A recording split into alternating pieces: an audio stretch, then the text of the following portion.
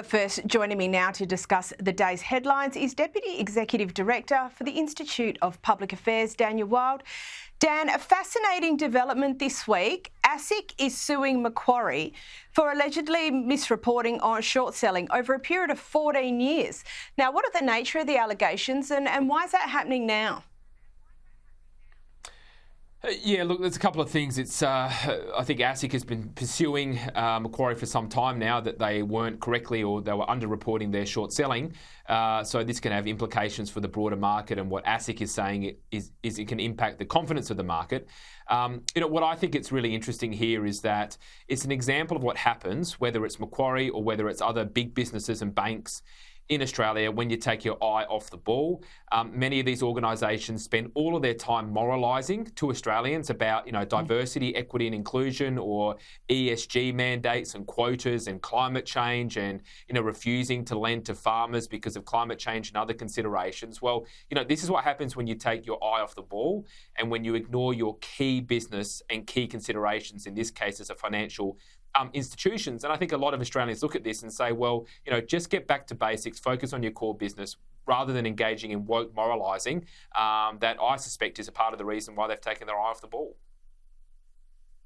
Yeah, it does appear to be that. And look, that'll be very, very interesting once those proceedings progress and we start to see a bit more meat on those bones. Now, Tim Gurner, he's not backwards in saying his piece. He has been very controversial before, but this week he said that he foresees a 15-year rental crisis ahead.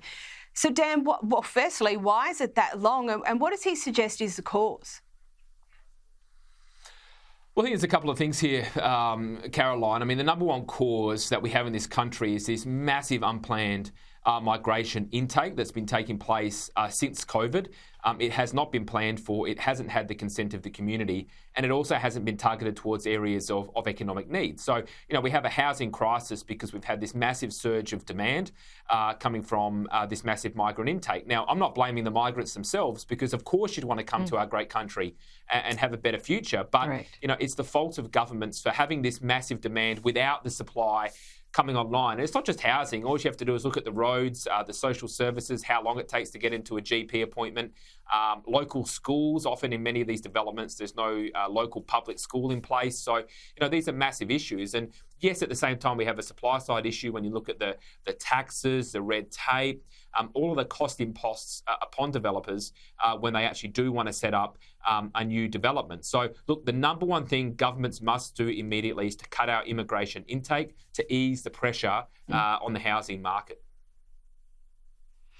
Absolutely. And if you are going to bring people in, please bring in tradies, because we definitely need a few more of those. And it'd also be helpful, I suppose, if a few less building companies went under.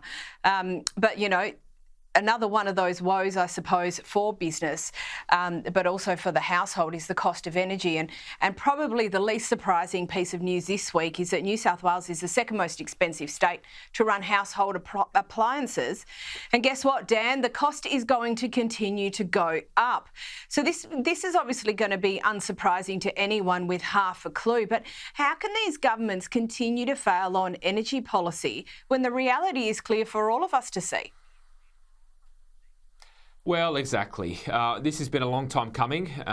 We've been warning about the consequences of net zero for a very long time. And it's, this is net zero in action. It's how it impacts the day-to-day lives of Australians, not just through energy bills, not just through the increased risk of blackouts, but through the things that we do every single day. And, unfortunately, this is going to continue until we remove net zero and until we remove emissions as a centrepiece of our energy policy. I mean, energy policy should be focused on one thing, and that is cutting costs, reducing prices to ease the burden on households, to ease the burden on businesses, and make sure we can actually have a manufacturing and heavy industry sector again. So, look, unfortunately, Australians are going to keep feeling the pain while these inner city activists push the net zero agenda upon us.